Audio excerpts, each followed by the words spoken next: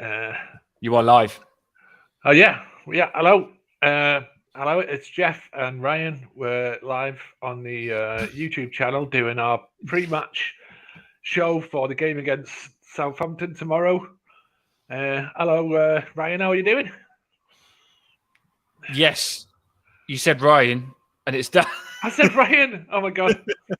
Sorry, Danny. Oh my god. Brilliant I am start. now Ryan. Up to my usual standards. Yeah, it's Dan. Hello, Dan. Welcome to the show. How are you doing, my mate? Yes, not too bad, mate. Finally back in action with a After what game feels like such a long tomorrow. time. Yeah, it's really dragged this international break as well for me. It has, hasn't it? Hello to everyone who's watching. Thanks for joining us. Um, so yeah, let's get into it. How we feeling? Are you feeling confident about tomorrow, mate? Yeah, I do feel confident, but what they're going to be like after a break, I hope we don't come out laggy, if you know what I mean. Like, I hope we come out all guns blazing. Yeah, because we right. just got that first win, didn't we? Yeah, right. So let's do a quick recap then. So where we're currently at Everton Football Club. Um, a reasonable start to the season, I think, up until the international break. I think that having made so many changes to the team, to the squad, um, it almost feels like this is going to be another fresh start because obviously having that international break, we've lost another player in Alan, who's left the club now on a permanent deal. Um, we've got Pickford back, which is brilliant. Um, but we've lost Patterson, and obviously DCL's injured himself walking around the pitch again. So yeah, it's. I think it still feels like we're trying to figure stuff out. Um, but I think it's been a positive start so far. I don't think. I think international. Everybody was scared, wasn't they? Because all we was thinking international is like, are our players going to come back not injured? That was the thing for most of us. Are they going to come back not injured? And I interact with a lot of Everton fans who was watching the games, and then straight away, I think it was one of the first games, wasn't it? The Scotland game. It was early on. Yeah, Patterson goes down injured, and a lot of people thought Patterson would get injured. And when he went down, you hope it's not bad. It come out, it was bad. What was your reaction, Jeff, when you seen Patterson like down and it looked like a break at first? That's how I was like, whoa, this is stretcher. This is bad. No, because I was watching and it didn't look like a break to me because if you watched it immediately, you were thinking, well, he's walked off the pitch, so it's not a broken leg, and it's probably not any kind of snapped cruciate or something like that because he was actually stood on the sideline as if he was going to come back on, and he looked like he wanted to come back on. And then they made him sit back down again. So obviously, to me, what that said was it's some kind of strain, some kind of he's stretched it, he's overstretched. Because if you look at the tackle, he actually lost his footing, didn't he? And so I think he's just like strained everything down one side, like his calf, his thigh.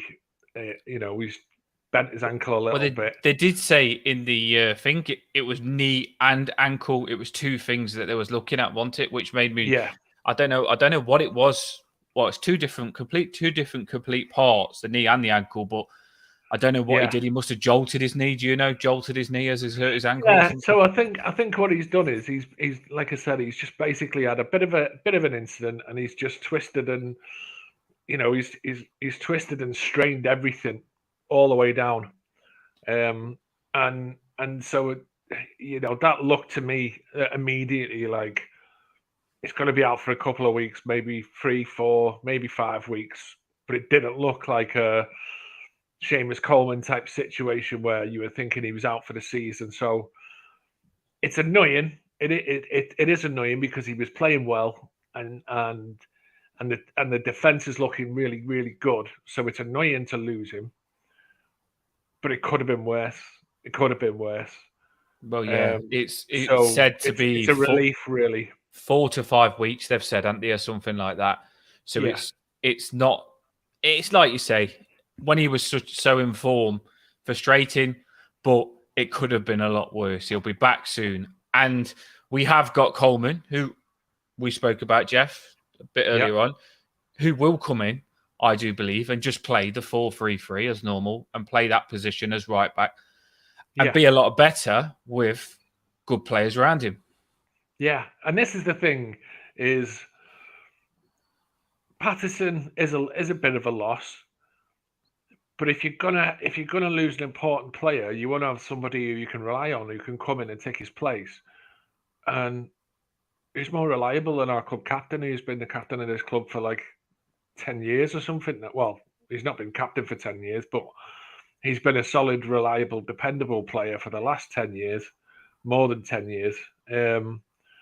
And yeah, maybe he hasn't got quite the legs that he used to have, but he's still got the brain, he's still got the fight, he's still got the hunger, he's still got all the things that you require from a player. And he's surrounded by better players now. And this is the thing, is when you're bringing in a player into a side that doesn't work, into a side that doesn't play well, into a side that's poor, then you worry about that player coming into that side, because a player coming into a poor side is going to struggle.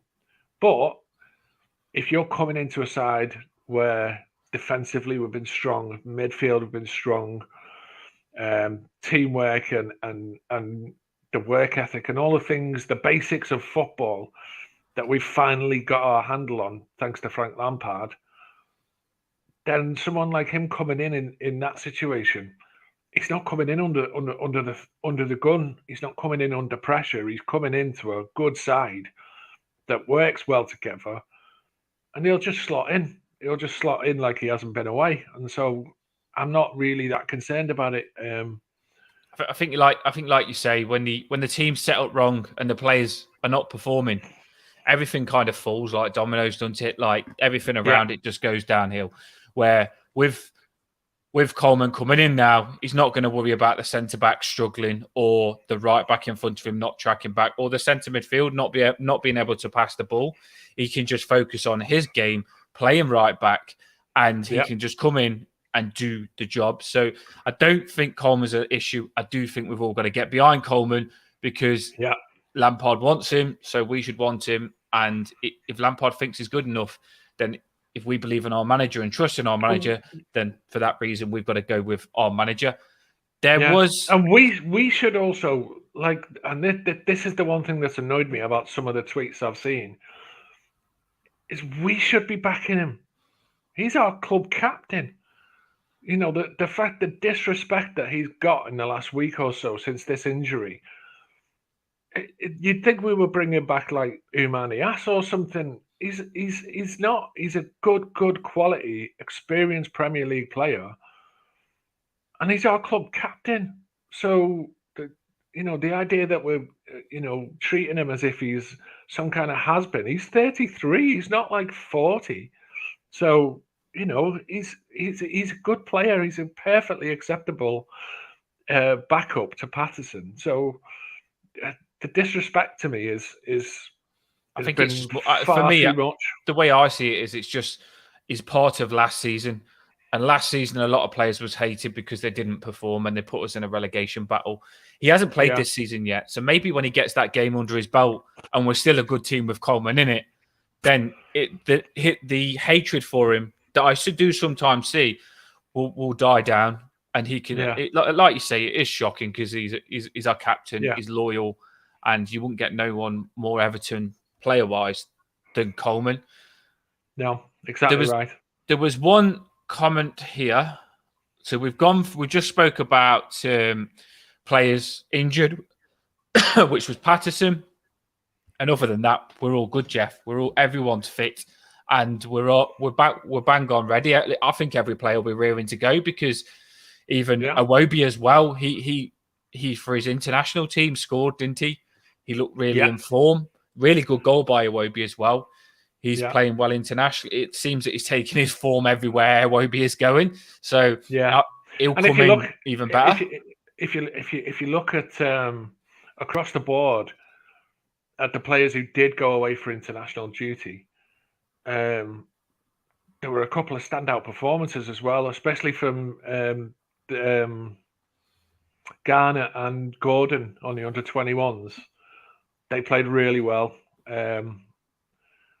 Onana making his Belgium, making his full debut, his first start, I think, for Belgium, which I know they didn't win the game, but he drew a lot of praise for his performance.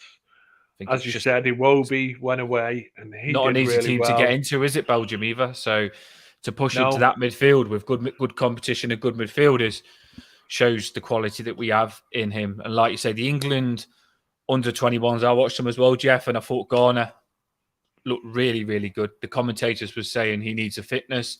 His fitness looked very good. So that under his belt will only help him.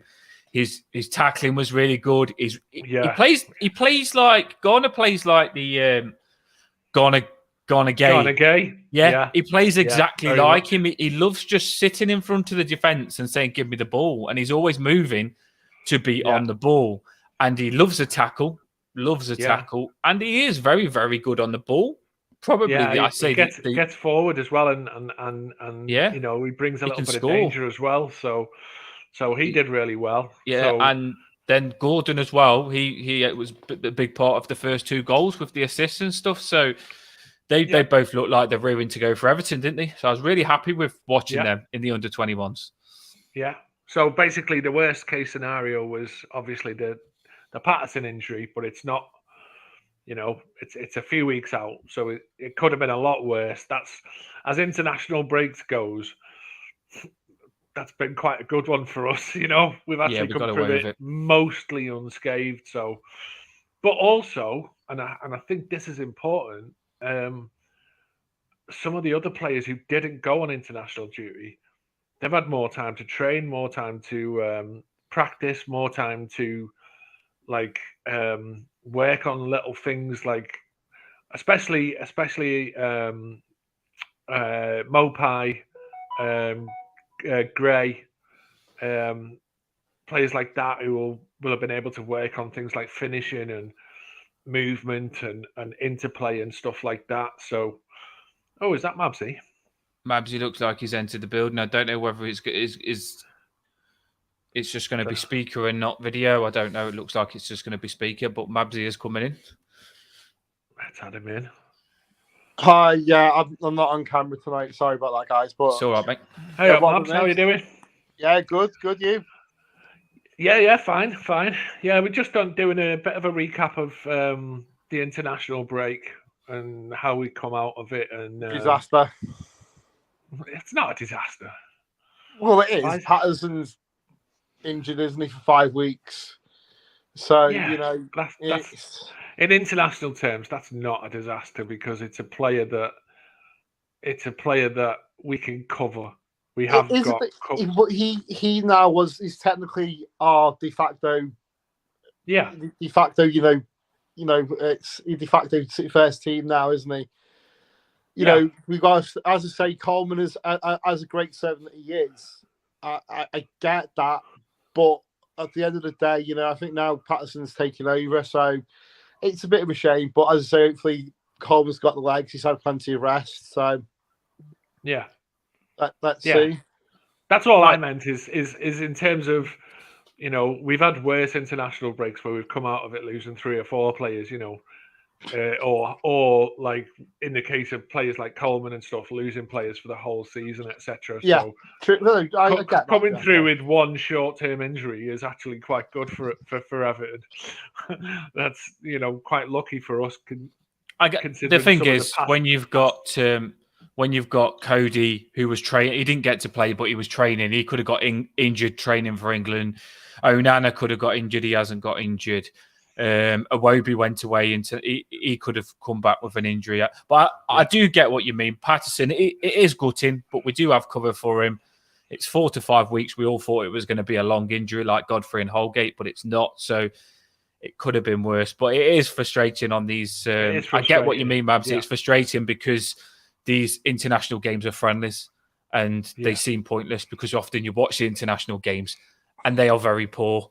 And it just seems another international, another out of injury. You know what I mean? It just seems that way, you know. Typical Everton thing, innit? Yeah, you do get worried. I was saying that at the start. You get worried. All you want it to do is finish quick and your players to come back fit because we was just getting into the season. We won our first game and we looked like we was rearing to go. And then all of a sudden you can get your players injured because you're sending them out. Yeah. And they can get injured not playing for you. That's the worst thing. Mabs, this is a good time for you to come in because I've just seen one of these comments here and this could be your topic. Go on. I'm going to read some of the comments in a minute. There's one here. I have been putting them on. Here we go. I think this is the comment that I was on about. Yeah, here we go. What's your thoughts on the report suggesting Moshiri looking to sell the club? See, is there any truth? I've got a feeling in my bones that this is to own a part stake in the club, this 400 million, and potentially a controlling stake where Moshiri remains a shareholder. Because a rumours, you know, if you look on like websites, we've either 800 million now. Obviously, we're not going to get that. That's just, you know, obviously that's potential and stuff like that. So I do think there's legs in it. I'm not obviously not too sure, but I think he will. This in America will take control, but I don't think it's the last we've seen with Sherry because he has been rumoured, hasn't he, in the past. And this is all linked to the Kenyan deal that fell apart. And then I think, evening, Nicky, and I think that fell apart. And I'm looking for more of an investor. Now, you know, what I think he's coming in for, if he comes in, is to help pay for the stadium. Yeah, absolutely. And, you know, he's doing that by selling shares in the club. And maybe this guy is by the controlling stake, and say Moshiri keeps, you know, his Everton 40 million takeover later. His medical interest remains, but I don't think I think he'll be taking over, but I think Moshiri is going to be still a major shareholder. That's my thoughts of it. Anyway, I don't know. See, the finance doesn't work for me because. If you look at Moshiri's invested about 700 million. So he's going to want some of that money back. So basically, someone coming in to buy a stake, they're going to have to give Moshiri a part of the money he's invested and pay for the new stadium. I see what you're saying, because at the end of the day... It doesn't make sense. No, it doesn't, because at the end of the day, you know, the club, Moshiri knows that the club's going to be worth a lot more money. You know, when a whole load more money when the stadium's done. You know, in 2 years. But obviously, with the financial markets the way that they are, and obviously, you know, documented war in Ukraine and stuff like that, you know, it's bound to take an effect a toll on the club. I don't think it's halved it, but as I say, I do still think personally that this is a stake in the club, pardon the pun, not actual full takeover. Anyway, that's my thoughts. I thought you were going to come back with war paint on then. Usually you do. I was getting a bit of feedback from the window. It was open, so feedback from the window. It was. I could hear the cars going by. The way I would look at this takeover stuff is, I don't care, and we shouldn't care either, because so long as it's separate from the team and team affairs, and so long as the good work that's going on within our club, as in the team, Thelwall, the coaching staff, the academy, and all of that stuff, so long as that's being done okay, I don't care what billionaires do. I really don't. I know what you're saying, Jeff. But as custodians, I think we do need to care because we need to know the direction of the club, the way it's going, and Yeah, but the direction's clear, though, isn't it?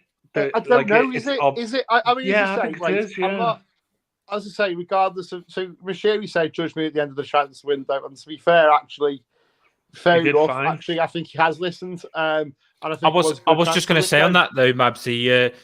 I think my personal opinion is Mashiri saying judge me on the transfer window shows he's still very much involved and he's still committed. Yeah. Like he was quite proud that he knew stuff was happening. And I don't think when we get messages from him like that saying that stuff's going to go on, it seemed he was a little bit happy that we're going to get better. And I don't think he's going nowhere until that new stadium is finished. And I generally think that because our team is getting better, he will see that. I know he's not a football man. He might not even know how to, but he will know that we are getting better. So do you think this 300 million or 400 million quoted then, Dan, is actually real? Or do you think it's a share of the club? I think definitely. I think Mashiri put himself on the market a bit ago when we thought that he was going to sell. I think he just did that was a little advertisement for himself to put us on the market. He showed that people can come in and made himself available. Now I think people have been coming to him and he's just going to wait and more people will come to him like as a business thing and he will get his investors later on. That's all I think. I think he's just looking for investors. I don't think he's looking to necessarily sell up. I just think that what he's looking for is someone to help to come in and invest. So it's like the dreaded Kenwright, isn't it? If you feel like you're into something where you can get a bit of money back, Kenwright's got his shares in this, and he's kept him because he feels like he can make a bit of money on us. And it's the same with Mashiri now, but in a different way. Mashiri's going to probably stay in there because he wants to get a bit of money back. And I don't feel until he has got a bit of money back, he will sell up. If Mashiri's a businessman, if he feels that there is still something in Everton where people will come in with money and stuff, he's going to stay there, isn't he? Because he's still going to want to get the most he can. And the thing is that the success of the club affects the value of the club. And so us having a decent start strengthens Mashiri's hand in respect, because it's like, when we were in the relegation hunt, people aren't going to spend money on us, but if we get ourselves back into the top echelon of, in the top half or even maybe Europe or something like that, which I know I'm not saying we're going to get into Europe, but just as a speculation, if we were to get ourselves into Europe or something like that, it suddenly makes us a more attractive club for outside investment. So, and I think that's all he's doing is he's paid a certain amount of money for the stadium build costs, because he paid for the lease for the 25-year lease, 99-year lease from Peel Holdings. And he's spent the initial building costs up to a certain point, but there's ongoing costs, and I think that's what he's looking to bring in. So I just think it's a long-term financing deal rather than a takeover as such. When you looked at us last season in that relegation battle, so you do look at the team as your value as well. That's a part of it. Like the team, you look at the team and you think, how much are my players worth? Have I got good players? Because that's your value as well. That's what, when someone buys your club, they want a good team, don't they? And I think last season they would have looked at our team and we look, run away. Do you know what I mean? I think now, if you look at this team sheet now, with Onana, young talent, Patterson, young, just gone and got Garner, young, Lampard, manager, I think it looks appetising now. I really do. I think it's a selling point as well. Like, I generally think it makes, if someone was going to come in, it makes them more interested because, like you just said, Jeff, the thing is, we could get Europa League, and whether it's maybe not this season because of last season, it's going to take time. But with the way we're moving, it's only going to get better. And maybe, like you say, that's what they all want, is to get into that Europa League, because you look at what Tottenham did just by beating Arsenal to that Europa League. Look how many players wanted to go to them. They probably wouldn't have wanted to have gone to them if they didn't get Europa League. So getting that Europa League, it gives you that big reputation for the window to get in some of the bigger players that you probably couldn't get if you didn't get in Europa League. Yeah, should we go to some of the comments now? Yeah, go for it. Are you reading them or should I? I have been reading them. I have been dropping them on as you've gone. Like anyway. Sorry, I just didn't see him. So no, it's all right. I'll put some of them up then. So even with DCL and Patterson out, we should be able to win by a couple of goals. Yeah, I mean, I don't think DCL is out. I just think he's not starting, so he may come on later on. So hopefully, but I think Well, there's been reports this evening that he's had a further setback, so he might be out for another week. Honestly, really, I've not heard that. Yeah. Okay. So he's probably not going to be playing. There's a shock then. Okay. Well, the good thing is we have got a striker with Mopé, and I do like Mopé. So we just got to. I think Rondon scored a cracker. Rondon scored a cracker this week.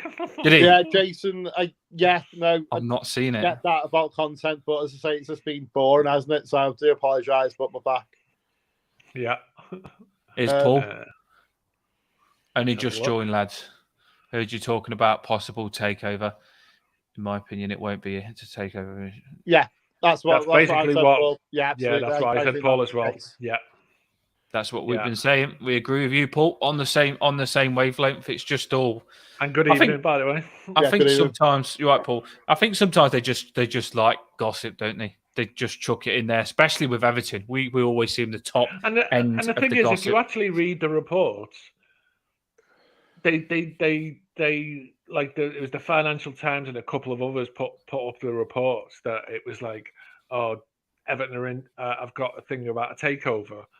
But if you actually read it, it's the same story from 6 months ago. It's exactly the same story. He's not skint without Mashiri's though. He's not. I don't know. He's worth over $2 billion. Well, see, I do drop these comments every now and again to get you a little clash. I do think it is he's not behind it. Let's not be around the bush, Jeff. What? I still think it is he's not pulling the strings. No, it's not. It really isn't. And I can't remember the exact report, but I've literally seen the finance of it, and he's financed the club off his own money. How does an accountant get that rich? I'm sorry, but okay. Well, I can tell you exactly how he got that rich if you want, because I know exactly how he did it. How then gone?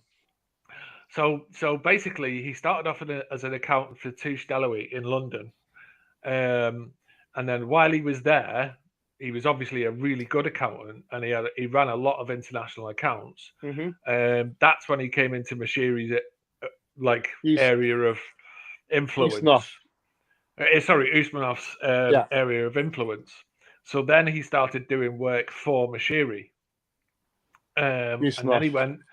For Usmanov. Sorry, I apologise. He went to work for Usmanov, and then he basically started going full time for Usmanov and running his businesses. And he was doing all the accounts. He was doing the tax stuff. He was also helping with investments and going through like where Usmanov was buying businesses and all this kind of stuff.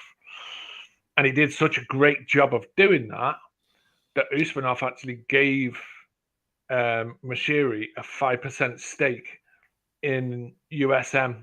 Right, okay. And so that basically gave him a personal fortune of 1.2 billion.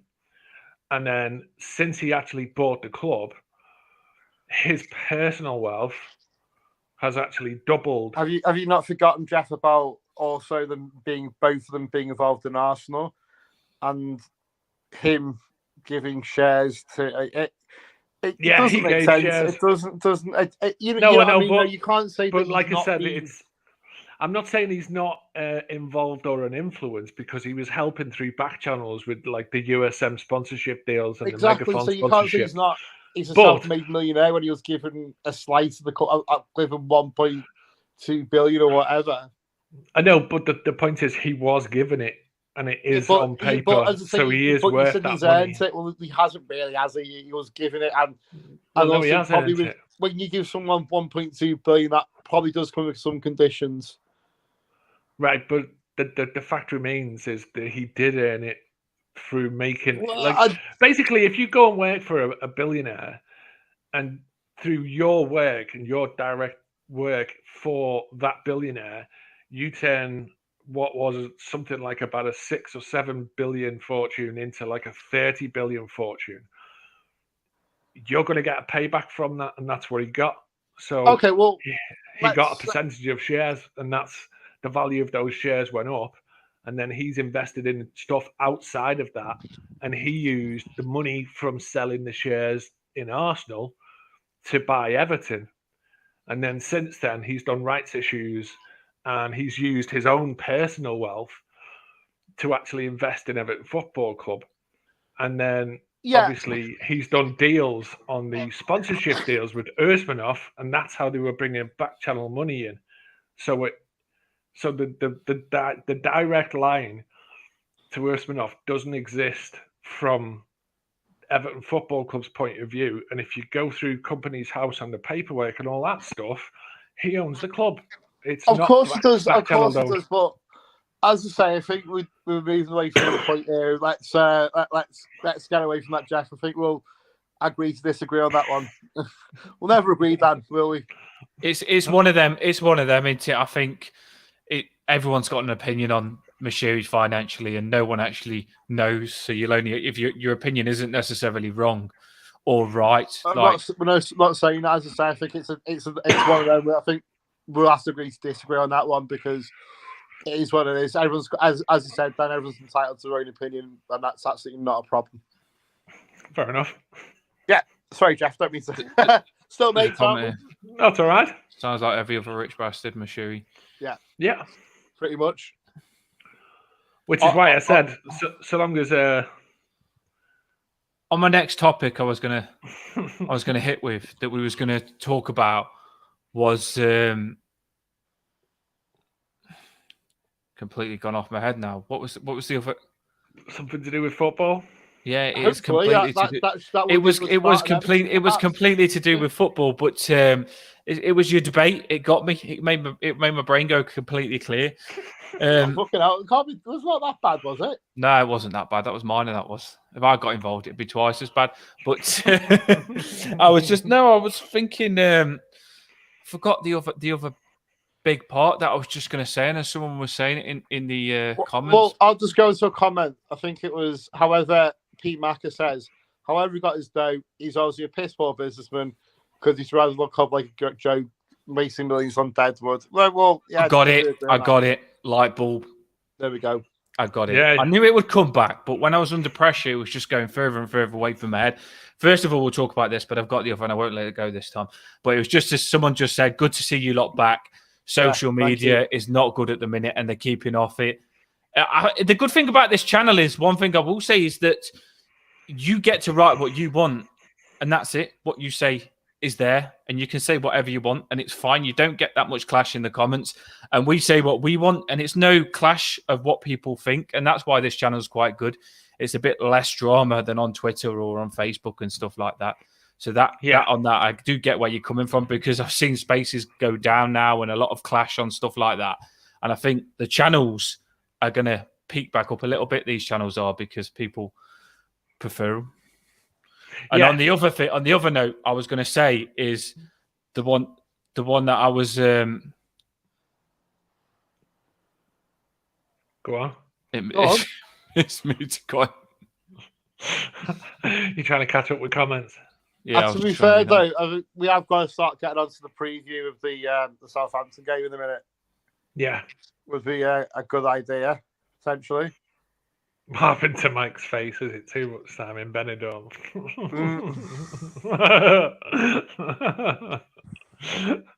He's Mike. Yeah, that's what it is. No, he's just hiding. What I was going to say is the other topic that we was going to say. Well, I was going to say is, what do you think? And this was the one on you, Mabsy, as well. Another thing that I think you will talk about. What do you think of the ban 300,000? That's what. The fine.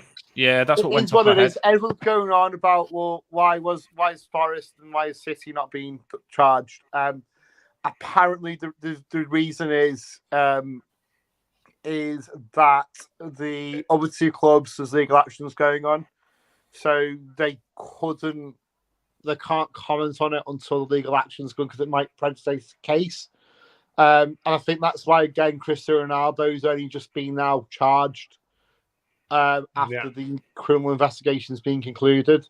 So I think it's a lot of money.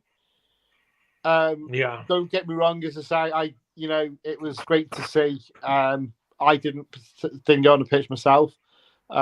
This wasn't me. But it was just pure emotion, wasn't it? And that's it. You know what? 300,000 for pure emotion and to save our skin has to take you on the chin, I think, and just move on. Yeah. Yeah, it's one of those where, again, it is annoying because it's a waste.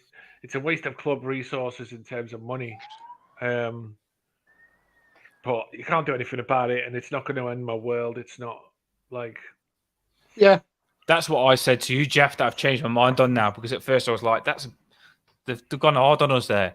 But then I did think back and I thought about it properly when I come away from it. The fact is, I get that we ran on the pitch during the relegation battle, like we ran on the pitch to celebrate staying up, but to run on the pitch before the whistle had blown, yes, and to go and nearly run on the pitch the next game as well with the kids going on the pitch, I didn't like seeing that because I thought this looks like they haven't got control of the game, and we're making them look like they haven't got control of the game. And the thing is that we've been doing it a few times lately. This isn't an isolated incident. This is to clamp down on this sort of. That's what I was going to say, Mabsy. So the only way to stop it was to make the fine big, because then the club won't like that, and the club will say to the fans, "No, don't do it.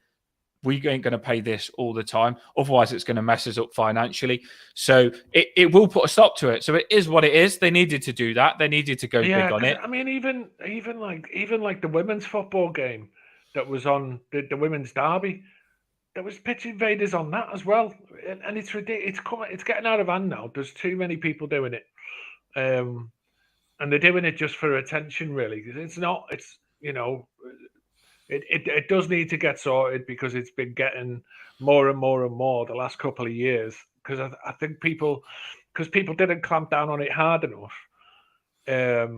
or the fines were really small or whatever. There was a bit of latitude, but so I think this big fine is kind of like a message, and also the new Premier League rules, which is people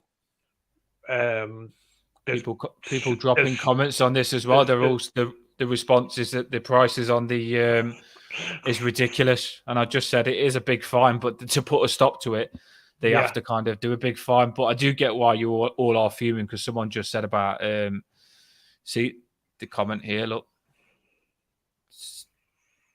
they're saying it's the price of like the season tickets going up. It's ridiculous. Do you know what I mean? And it is. Just saying that it is a big price for Everton that they don't need to fork out on.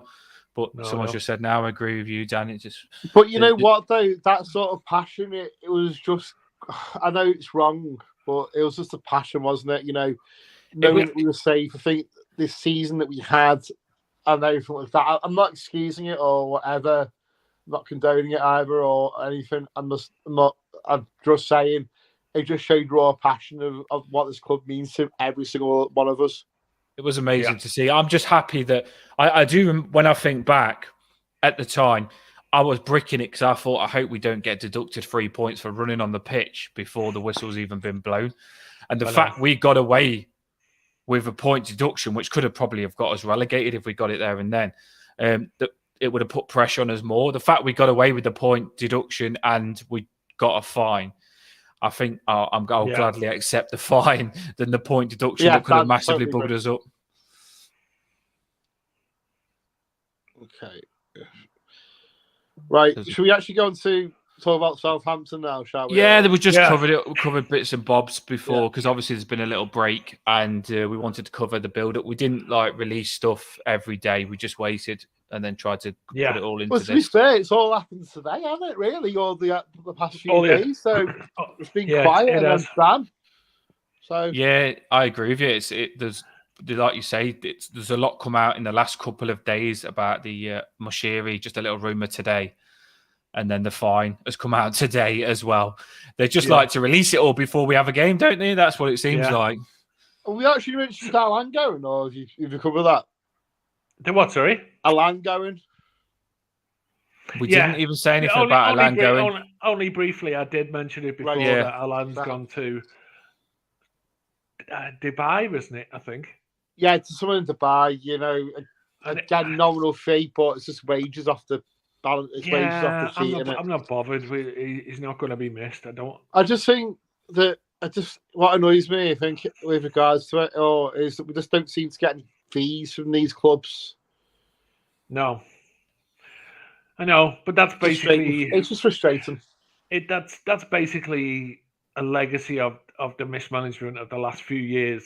But looking at the way things are being done now under Fellwall, I don't think that's going to be the case much anymore. I think what we're going to start seeing now is players increasing in values. One thing I will say on this is big up to Alan, because I actually generally liked Alan. He was a bit off the pace, but generally he gave his all. Generally he was a nice guy. He was a nice guy. He wasn't one of the worst players last season. He generally was one that tried. Some didn't give a shit. He did give a shit. But with Alan, one thing I will say is his contract was till the end of the season, wasn't it? Yeah. So probably that explains then. Yeah. So he could have but what I'm saying is, this shows how much of a nice person Alan was, and I'll give him some nice words here.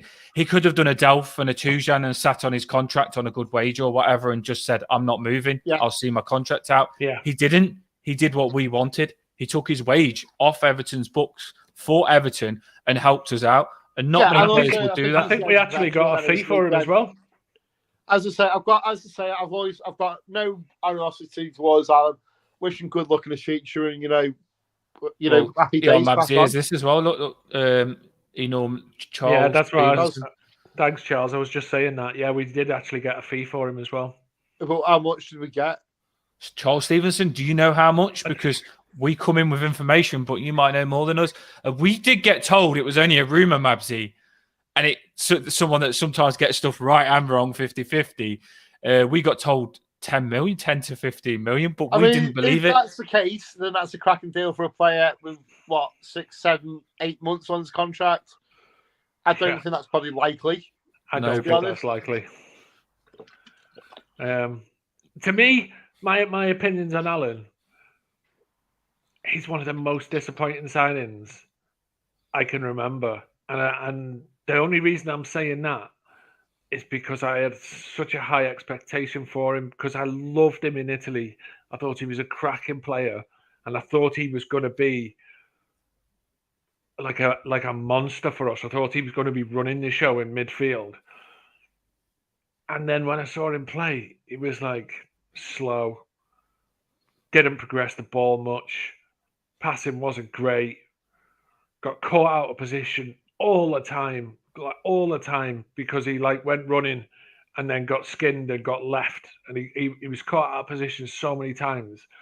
So yeah, he might have tried hard, but it was a bit of a letdown for me, because I had an opinion of Alan, and I thought he was going to be a great signing when we got him. He was the signing out of when we got those players under Carlo. He was one of the players I was really excited, even more than James and the others, because I thought, well, he's an Everton player. He's a proper Everton player. And he just didn't do it. He just never did that much. So I think we got him at a time where he's getting older, and we got him when he'd lost when he was good. Yeah, when he had the for legs. this league, Julian he was getting says. slow. Yeah. You could see he was aging. He was becoming slow in that position, and him being slower. slower Lovely fella, in that, him being slow in that position. it took away a lot for him and it made him struggle. If he goes into a possession team, Alan, I do feel he'll be fine. If he can go and sit in that 6 and he's always on the ball, he'll be fine. But the thing Premier is League, that you bring back is Garner hard. Gay. You bring back Garner Gay, who is older. Oh, what's happening there? I think Charles Stevenson said that he was $1 million. I think he just commented, actually. Yeah, that's fine. So, but it's basically his wages off the books plus £1 million. So it probably makes us about sort of 4 or 5 million, which that's good. Will do. But yeah, like when you look wages off the books as well, you got to take that into account. You take that into account, and maybe we've got like 5 million out of the thing. So I'm happy with that. But yeah, I just think when you look at Garner Gay coming back into that kind of same position as where Alan was, you can see the difference, and the difference is it's night and day from what he had to offer. Oh, the deal's got incentives as well. So that's great. Where was that message? Yeah. I just pop in the latest comments up as you go, as you're talking, just keeping them, getting all the comments. Nice one. Cheers. Thanks for that, Charles. Yeah, with incentives as well. And so if you play a certain number of games or whatever. You've got the Moyes Keane deal to come in with that as well. So that's 5 million in the Moyes Keane money to come next season at the end of the end of this season as well. Yeah. So it is good things on top of a team that we all already like as well. So as I've just mentioned, the team that we all like, Mabsy. Let's go on to the subject that you've been wanting, the Southampton game. Yay! We need people have been commenting like, "Where's the Southampton preview?" It's just we had a lot to talk about. And I think I digressed again, so I do apologise. So Pickford in goal. Yeah, definitely. He's got to start. If he's back, I mean, as I say, just Pickford's got to be back. I'm going to be a bit of an arse. Why are you not playing Begovic when he had such a good game? I still think out of the two stoppers, we need Pickford back in there. Good that Begovic did turn up. It's exactly the same conversation as Seamus Coleman. He's an able deputy, but he's not the number one anymore. And so as soon as Patterson gets fit, Seamus Coleman will be back on the bench, and in exactly the same way. Now Pickford's back. Begovic goes back on the bench as an able deputy again. He's a sub goalkeeper, so that's the way the cookie crumbles. But he's a reliable sub keeper in the same, and that's exactly the same as Seamus Coleman. He's not at the same level, but he's a reliable. You're not number two to come in. Much. Yeah. But as I say, just to make it, I think there's been also in the comments there's been a lot of about Coleman hate. I don't hate Coleman, by the way. He's just not as good as Patterson. No, but then not many people are. Not many people are. That's the thing. So it's always going to be a case that the thing with Everton Football Club is we're not Man City, so we can't afford to have 10, 20, 30, 40, 50 million players on the bench and replace like for like in every position. We don't have that. Exactly. We don't have that. So the best we can do at the moment is a strong first 11 and as strong a bench as possible. And that's what we've got now is we've got some players in who can come in and do a job, and they're not like a huge drop-off like in previous cases where we've had 3 goalies on the bench and some kids and stuff like that. Now we're starting to see with some players getting fit that we've got a bench. We've got, Decore and, Rondon can come on and do a job. He's not great, but he'll come on and work, and he can chase and harry and stuff like that. We've got players who can come on and do a sort of job if we need to. Like, let's say we're 2-0 up with 10 minutes to go.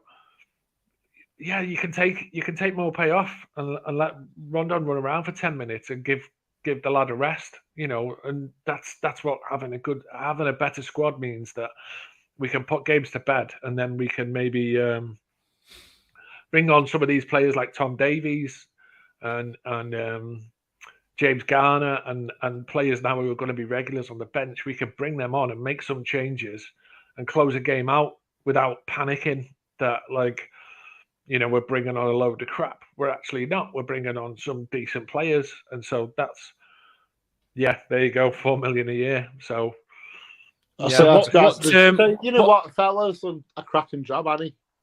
Yeah, I think so. I think he's doing an you know what? job. I want to bring Farwell in, and there seems to be that synergy between Lampard and Farwell, which is really good. So good stuff. Thanks for all these comments, by the way. Because without you's the lifeblood of this.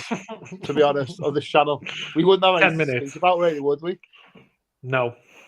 What's your formation for? Obviously, we've got a defender missing, Patterson, and sometimes if you haven't got what you had, does he change the formation or does he stick with it? Because a lot of people will question whether, because obviously he liked the Patterson, Cody, Tarkowski and Mykolenko, he thought they could do the job. Do you think with Coleman, him thinking he might struggle for speed? I don't think he will, by the way, but I'm just putting the whole picture out there. Do you think that it'll change the formation or stick to it?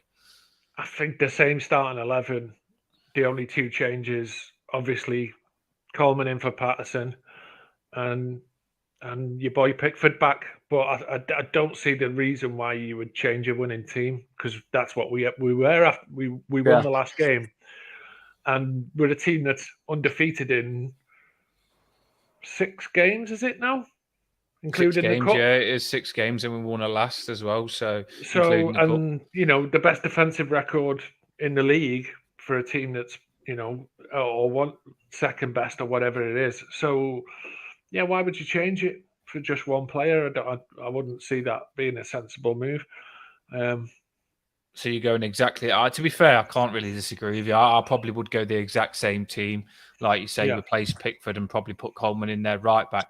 So you've got Mykolenko, Cody, Tarkowski, Coleman, Garner Gay sitting in front of the defence, number 6. Then you've got Onana and Iwobi, the box-to-box midfielders. And then you've got Gordon on the left, Mopé as the striker, and then you've got Demarai Gray on the right. I don't think that we're going to see anything different from that, because I do feel that team and formation is very good. And I do feel that it hasn't even hit peak yet.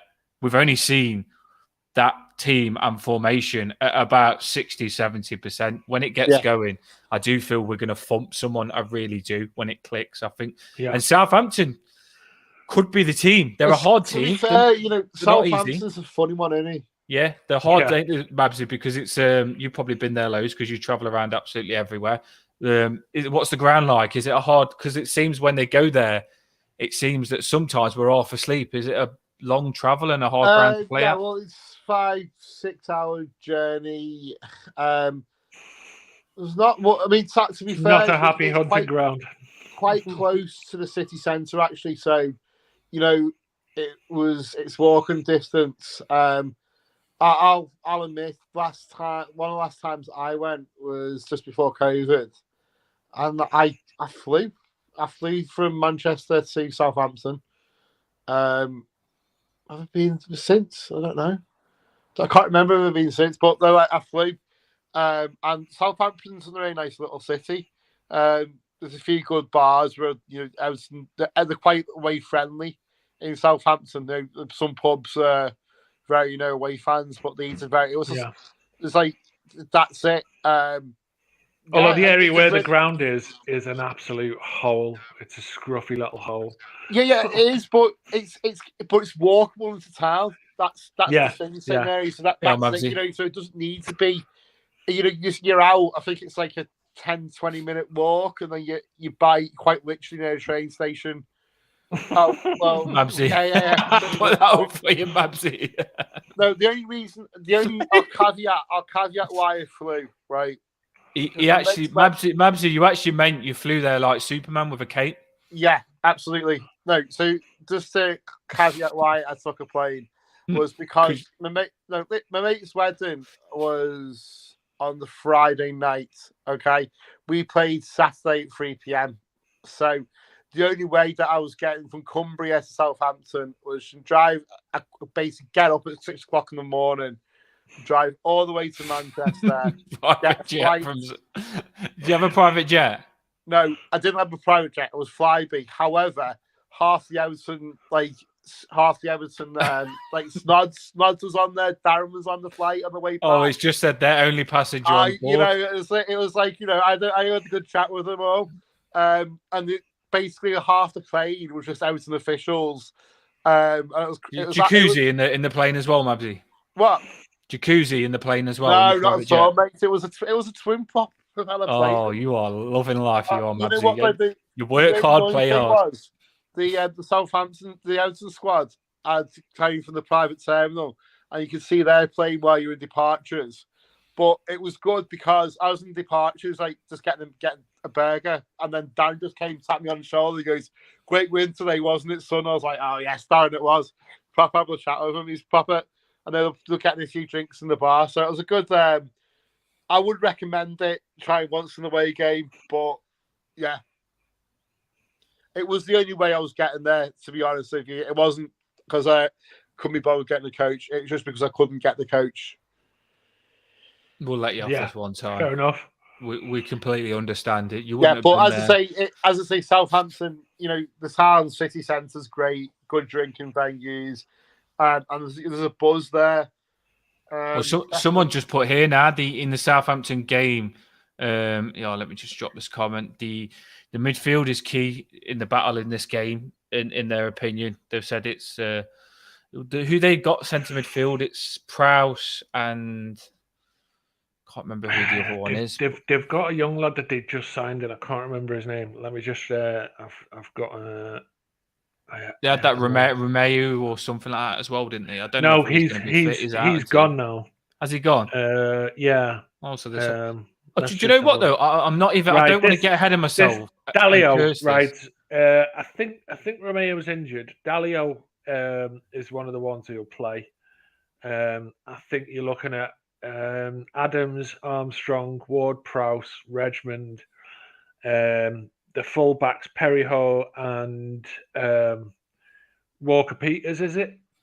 Yeah, and then Bednarek and Vestergaard as centre-backs, and then Forster in goal. So I just read this as well. We'll go back to. And obviously, there's Che Adams. Yeah, Che Adams up front. He is alone. Someone said is Gomez loaned out. Yes, he is loaned out. He hasn't been sold. He is coming back, but hopefully we can do something about that after. But I want back to what you was just saying as well, trying to interact with the comments as you're talking. But back to what you're saying, Jeff. I looked at them, and I don't want to curse us, but this Southampton team isn't that good, you know. No, it really isn't. I looked at them. I looked at them last game of their formation and players. I think it was 1-0 to Aston Villa, I think, and they are a team. They will be up for it, and we've been to Southampton, nearly got beat 5 or 6-0 before last season. Yeah. But I generally do think that we can hit them this season. I fancy us. I really do. Yeah, but we were robbed in that Southampton game, weren't we? There was one where we went away and they could have beaten us. Well, we should have had a penalty early doors. Yeah, that's what I'm saying. Yeah. Yeah, before they scored, but then once they scored, like we literally did our kind of our collapse like a empty sack basically. Yeah. And I've watched a couple of previews from Southampton channels because I always try and watch a couple of what they're thinking. So they basically have got judging from the ones I've watched, they've got no clue about Everton at all. The people who are on the Southampton fan channels, they basically don't have a clue about Everton Football Club at all, and they probably only watch us when we play them. And so they think they're fans that they're basically probably going to have a nice, easy 1 or 2-0 win. Because they think that they're playing the Everton they played last year. This is my gripe with We've always been with Southampton. They think they're a massive club, right? Yeah. Now, forgive me if I'm wrong. It was the first game of the season after COVID restrictions were released, right? So they could have taken a full 3,000 allocation, yeah. Yeah. And they didn't. They only sold the lower, and and you're thinking that's absolutely appalling. We hear about football, right? Salisu. Yeah, that's the other And one. you couldn't even sell out on the way end on 3,000. No. It's absolutely ridiculous. So I know, but I don't want to get into the big club, small club argument. No, I'm we're not just saying. talking about the footy. My point being is, like, I'm just sick of these teams think they're going to roll us over, and I don't get it. I don't get get fans like that because I've got a clue about us. But the thing is that you also have to remember that we've been utterly shite. I think it's 7 years since we last won at Southampton when Lukaku was playing. I don't know. That can't be right. It is right. We've lost. It is right. I'm telling you, it's right. The last time we won was Delafeu, Barkley, and Lukaku played. That was the last time we won. Going to be looking that up now. Mabs is going to be doing his research while you're on it, trying to get you out there. He'll be on the computer doing the research. Yeah. Google away, sunshine. But yeah, so we haven't won in our last 7 visits. We've lost all. I think we've lost all of them. We might have got a draw on one of them, but I'm pretty sure that we've. Nice one. Well done. I just thought I'd drop the comment. Seemed very happy about it. So fair play. And nice one. Cheers. Well done, lad. Nice one. Get in there. So yeah, and I quote you. I am right. I am right. So we did because I was like thinking, did I just can you take this whole thing? So literally 9th of November 2019, Southampton 1, Everton 2. Google it. Oh, that's the only one then in the last 7 years. Yeah, but as I'm trying to say, that's not right. You were saying that we haven't. We have won, basically, the stat I saw was that basically in the last 10 visits, we've only won twice. Right. Okay. Well, that's fine, but that's different to say that we haven't won. Yeah, well, I mustn't have seen that one. Maybe it was a cup game. I don't know. No, it wasn't. It was a league game. Shut up! I'm only messing. Fucking hell, man. It don't count, Babsy, because you couldn't remember it and you had to research it. You know what, right? So who scored? So Danny Ings scored for Southampton.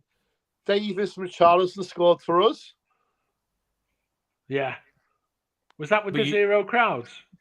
But no, it wasn't because I was there, mate. That's a game. That's a game I flew to. Yeah, but Mabsy, you just said you was there, Mabsy, and you couldn't remember until you actually looked up. I could remember, but I couldn't because you didn't say straight away. Doubting myself. Yeah, you've doubted yourself. You was 50-50. You knew he was wrong, but you had to look it up, so you was 50-50. Right? No, Dan. Right? No, let me get this straight. Right? I've dreamt that Danny that basically I was in this bar at Departures, and then Fingo came and tapped me on the shoulder and said, "Great result." And I was like, thinking, "Jeff, you're wrong here." But I wanted to be 110% sure, and I was right. Yeah, so we've won once in the last 7 years. Then sorry, I was horrendously wrong on that one. So Paul with a comment here. Look, Saints have a reputation for turning. We've got a really bad record there. So I was right about that. So yeah, but you were right about we haven't won in 7 years. Yeah, but whatever. To be fair, Jeff's going to be wrong. Mabs is going to be wrong. It's only me that's always going to be right. So you're just going to have to accept that. Anyway, so Paul's dropped a comment here saying, Paul's dropped a comment here saying the Saints fans have a reputation for turning on the team if they are playing badly. And he goes, we go 1-0 up early. Going back to talking about the actual football, they've basically. I just don't think they're a really good side, but they're capable. They're a Premier League side. They've got a couple of good players. I'm not going to say they're rubbish or anything like that because everyone in the Premier League is up to a certain standard and fairly good. So we're not going to just turn up and roll them over. Hey up, Ryan. All right, so what the boy? We're not just going to turn up and roll them over. It's going to be a tough game. It's going to be a close one, probably low scoring. But I think that the difference between the Everton that they've played in the last couple of years and the Everton that's going to be playing tomorrow, we're a much, much tougher team to break down and play against. So I think it's going to be a tough game, probably 1-1 or 2-1 or 1-0 or something like that. I think it's going to be a close one. So I'm just how do you come feel out on about the this right game, side of it. Brian? Because you've actually come on smiling, and the last 2-3 times I spoke to you, you've actually been happy with this Everton team. So how do you see this going, Ryan? Just before the go on, did you hear about? Have you been watching about the comment with Jeff and Jeff said we forgot about us winning 2019. Just to point that out, Jeff. Yeah. Mabsy was right for the first time ever. That was the first time ever. I'm right. Yeah, so Mabsy was actually right. But Mabsy wasn't sure, so he had to look it up and Google it. No, I was sure, but I was doubting myself just to 100% check because I was like, that's not right. I knew the stat was we'd only won twice there in the last 10 years, so I thought the one was older, but yeah, that must have been the odd game that we won then. Go on then, Ryan. What you got? Go on, Ryan. Good evening, sunshine. I'm actually quite excited. I'm going to be honest with you. What? I think we've rid a lot of the negativity from the team by getting rid of some of these high-paid, low-output players. And I think the likes of Dele and Alan, we touched on it, Alan wasn't the worst of them all. And Gomez and Tosin and Delph. And the fact we've managed to rid them and actually looking at what the ones we brought in, I think there is a reason for excitement. Obviously, it is really early days. I think January is going to be massive. Got to get another forward in, I think, another wide forward / striker. But in the short term now, in this mini 8-game season, I am fairly optimistic. I think this is a big game. I think we've got to get 3 points this week because I think we're going to struggle against Man United to get 3 points. And then some of the other fixtures don't look too favourable, I think. Well, the next three after this, I think it's United, Spurs, and United at home, Spurs away, and then Newcastle away. You know, they're all really tough games. So this does feel like a big game because if we win it, we go into the United game confident and with points on the board. It takes a lot of pressure off. But if we lose it, you kind of feel like you really need to get something from that. You put more pressure on the United game, doesn't it?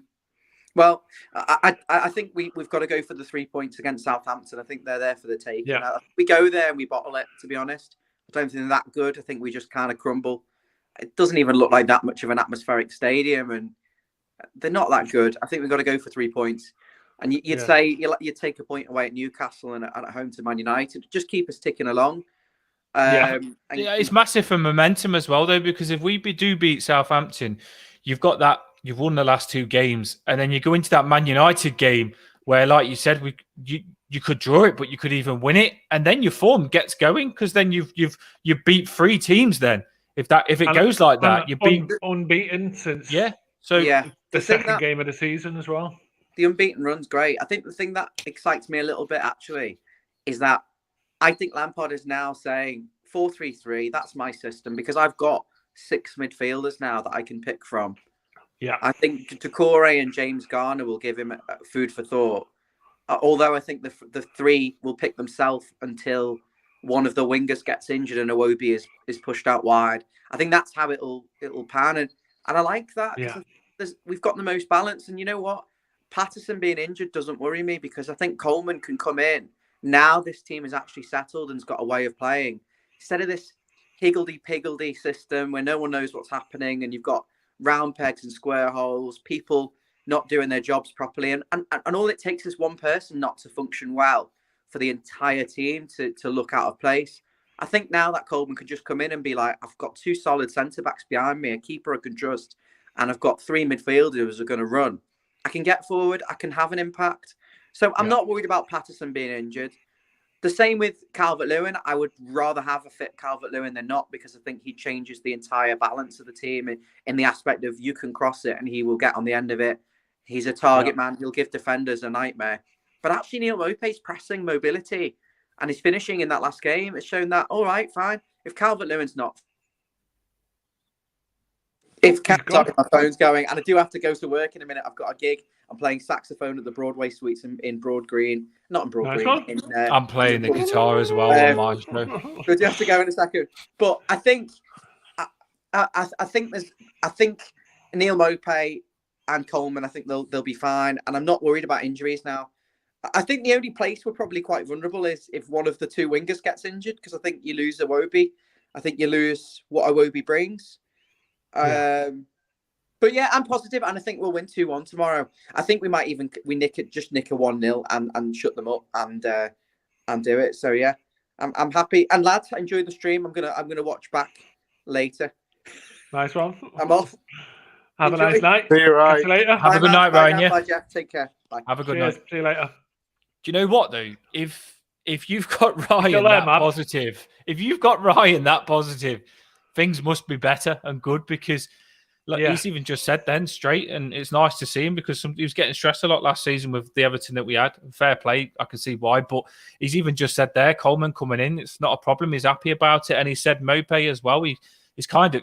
I'm the same. If Maupay doesn't play, I'd feel like we're missing out on something not playing him, because I want to see what he can do. I generally do like him, and it is real good Everton vibes at the minute. Every Everton fan at the minute seems happy. And that's a rare thing, isn't it, Jeff?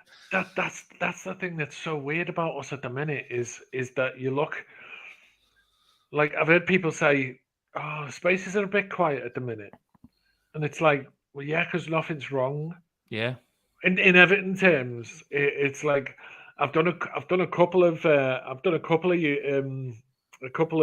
spaces, and you kind of talk for a bit, and then you kind of think, yeah, but there's nothing really that much to talk about, because it's like everything's kind of fine. If you know what I mean, everything's going right. I completely agree with you.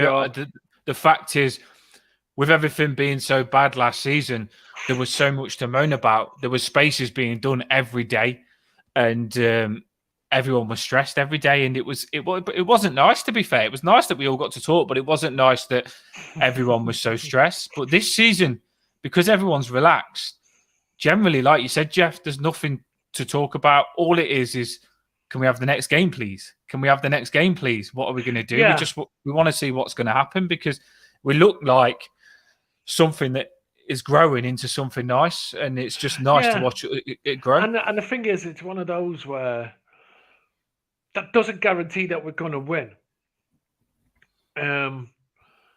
But like last year particularly, but even before that, like I've been going into games thinking we're not going to get anything from this game. I've got no real kind of confidence in us getting anything.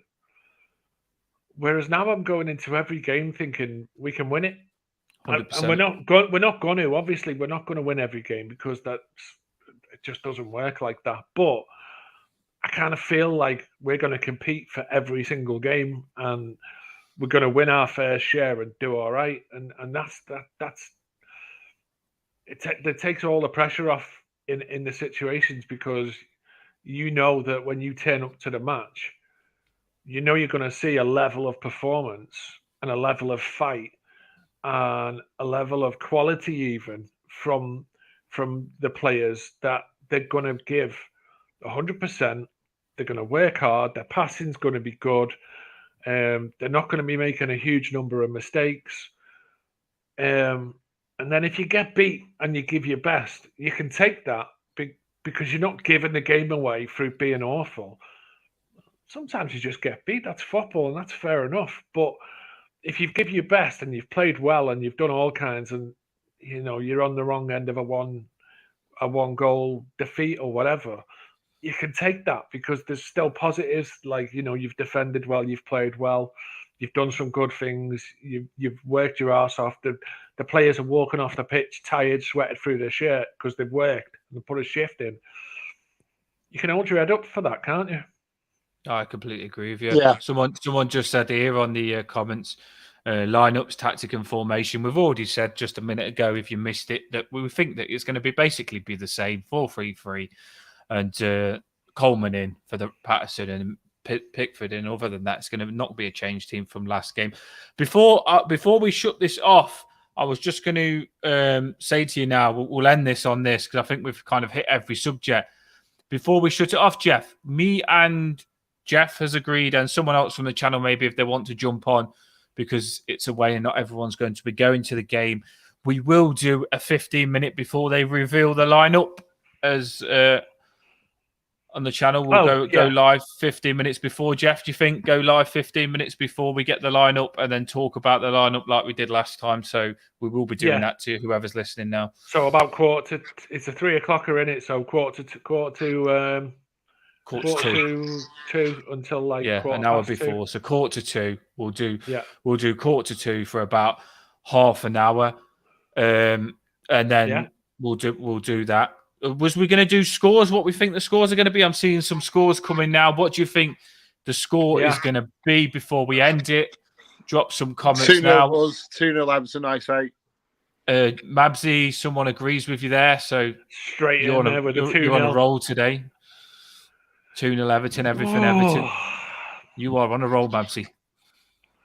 What can I say? We'll see. I'm gonna for a change be quite positive as well, and I'm gonna go for a 2-0 as well because I think that